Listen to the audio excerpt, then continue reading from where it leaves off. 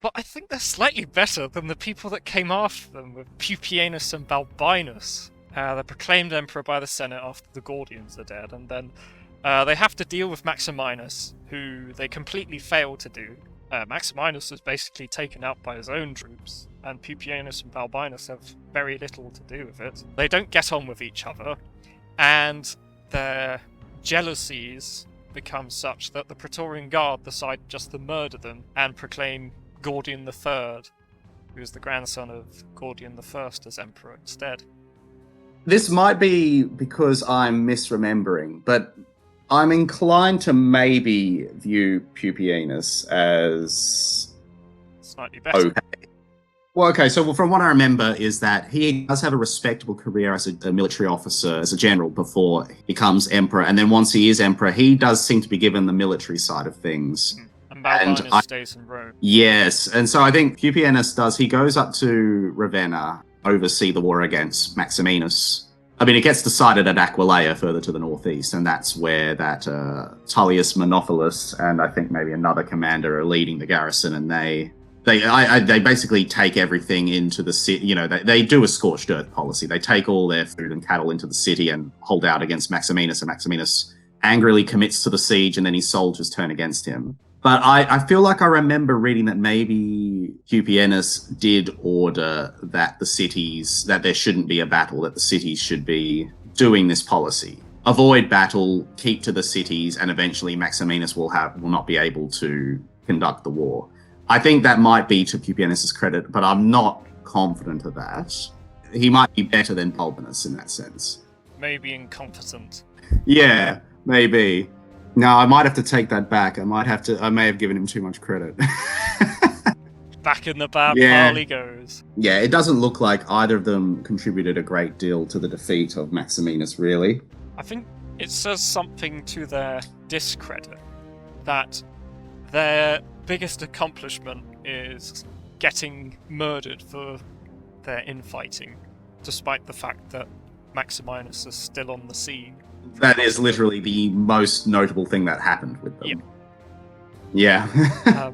You really can't be the best ruler. That's your one-page summary of your reign. Yes, I think the bad relations with Balbinus, where it was so bad within 3 months that they couldn't cooperate to deal with the Praetorians, that's pretty awful. To lose control of your imperial college that quickly, that's pretty bad. I know that Pupienus was considered to be overly severe, and so he was disliked not even by the Praetorians, not just by the Praetorians, but by the people as well. That's why Gordian III. Yeah, well, the Gordian III, when Pupienus and Balbinus were announced as the new emperors, he is proclaimed Caesar as well. Yes, and that was because the people basically revolted against it, which is it's sort of amazing that in only 22 days the Gordians, I think just shows the dynastic proclivities of the people of Rome, that in just 22 days the idea of making Gordian III Caesar to calm the populace, it's quite amazing that it got to that point so quickly.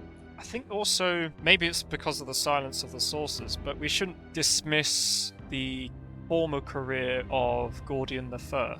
He was able to curry a lot of goodwill amongst the people during his career, and so when he eventually became emperor, and there's no other dynasty to look to, his line starts to become not only viable with Gordian III, but attractive as well.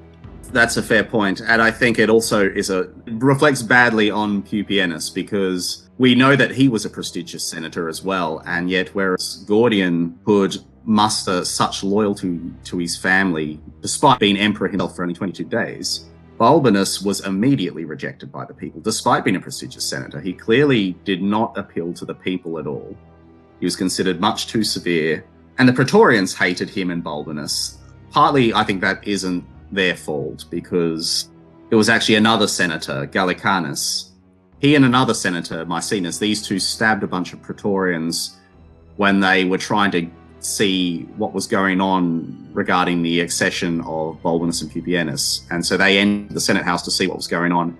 And these two senators stabbed them. And that led to a big riot. And Gallicanus, this other senator, rallied the people and the senators against the Praetorians and started this street fight that left a where they ended up storming the Praetorian camp, failing to take it, and it just left a bad taste in everyone's mouth. I guess that, Balbinus, that isn't the fault of Balbinus or Pupienus that specifically happened. It sounds like that was other senators taking matters into their own hands because they despised the Senate, the Praetorians, and viewed them as loyalists to Maximinus. But certainly Pupienus and Balbinus didn't achieve anything in their 3 months. They quickly turned against one another in such a short space of time. That's pretty bad. Yeah. At least Pupienus wasn't liked by the people.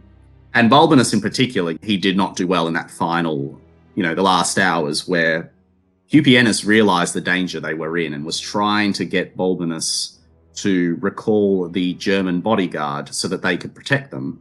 Yeah. And Balbinus, not trusting him, believed that this was Pupienus's attempt to kill him and take over power using the German bodyguard. And so then, of course, they both get captured and brutally tortured and killed in the street by the Praetorians. And I think bad probably sums up both of them pretty well.